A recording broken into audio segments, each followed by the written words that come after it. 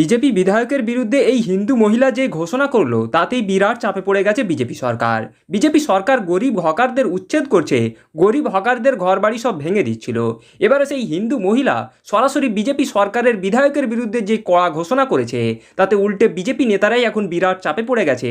BJP সরকারই এখন চরম বিপদে পড়ে গেল। তো চলুন এই হিন্দু মহিলা বিজেপি বিধায়কের বিরুদ্ধে ঠিক কী কড়া ঘোষণা করেছে, তাতে বিজেপি সরকার এখন কত বড় চাপে পড়ল, এই হিন্দু মহিলার ভিডিওটি ধৈর্য ধরে শেষ পর্যন্ত দেখলেই প্রমাণ পেয়ে যাবেন।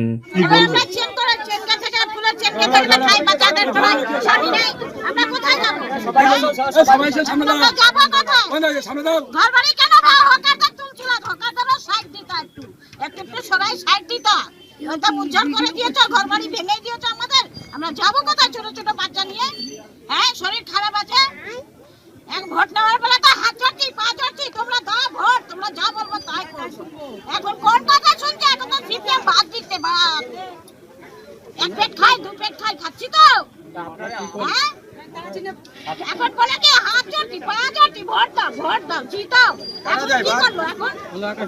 এখন ছাত্ররা শুনছে না, আমরা কি করবো? লজ্জা লাগে না?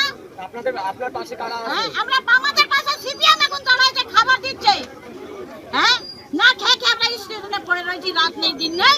বিধায়কের কাছে গেছিলেন? বিধায়ক আসেনি, বিধায়কটা আমরা গেছিলাম।